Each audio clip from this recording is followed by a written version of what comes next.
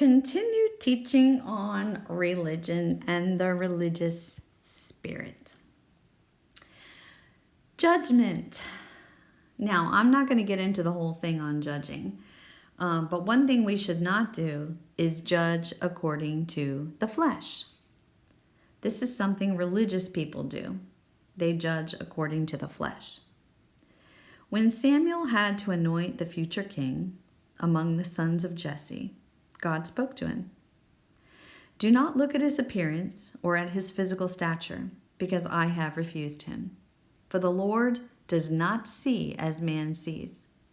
For man looks at the outward appearance, but the Lord looks at the heart. So many times I have ministered to Christians who were judged according to the flesh, or judged by their outward appearance, or they were victims of some unfortunate sinful judgment passed upon them by another Christian. This should never be. Religious people pass judgment, and the Bible is clear.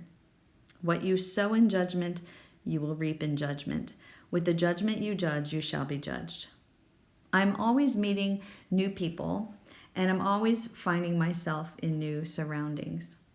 It's always funny to me how other people try to size me up in about 5 minutes without me ever saying a word. They have nothing to go by but my outward appearance. They judge according to the flesh. They oftentimes project. I have been called airheaded, naive, vapid. One time, a guy tried so hard to get me saved. He was doing the hardcore evangelism thing on me, and I just let him. But I couldn't have stopped him if I'd tried. He was talking all over me, shouting and shoving a Bible in my face. The shock on this man's face when my husband finally interrupted him and told him we were both Christians. I imagine we could have collaborated well if he would have had a normal conversation with me. Religious people not only judge according to the flesh and outward appearance of things, they are also full of zeal, like the Apostle Paul. He was religiously zealous for God as Saul in a destructive way, and later, after truly encountering the Lord, he was zealous in his love for God as Paul in a constructive way. I am currently doing a verse-by-verse study on the book of Romans. I love it. I love Romans. And while I had been meditating on the first 6 chapters of Romans, the Lord showed me a picture. He showed me a road sign, like a speed limit sign, like one of those 55 miles per hour signs. And he showed me a driver speeding along, going over 55, essentially breaking the law.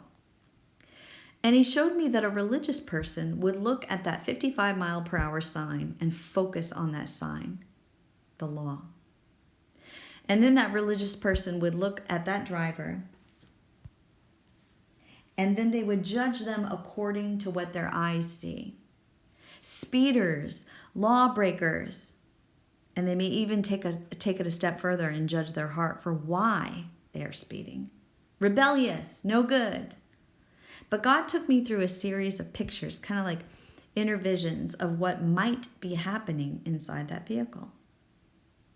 And the first thing he showed me was a man, sweat running down his forehead, driving fast and nervous, while his wife was in the back seat groaning in imminent labor. Her water had already burst. It was a medical emergency. And then it shifted. Next, he showed me a teenager popping gum, playing loud music, looking down at her phone, flying down the road, totally distracted. And then it shifted. Next, he showed me a man on his way to a job interview, overcome with anxiety, full of nervous energy. It had been so long since he had interviewed. Desperate for a breakthrough in his life, he was lost in anxious thoughts. And then it shifted. Lastly, I saw a guy driving furiously down the road as if he had a death wish. He had walked in trauma and self-destruction for so long, he was ready to end it all. It was as if the steering wheel had been commandeered by a demon. And the Lord reminded me, the Lord does not see as man sees. Religion sees the law and judges according to the flesh and outward appearance. But the Lord, He looks at the heart. Don't ever look at a person or a situation or a pastor or a ministry or a church and pass a judgment without ever speaking to them or getting to know them. You never know what is going on in the heart of another human being. While you cry, lawbreaker, God sees a medical emergency. He sees the broken. He sees the fearful. He sees the anxious. He sees the one tormented by the evil one. Are we mature enough in Christ to see as He sees?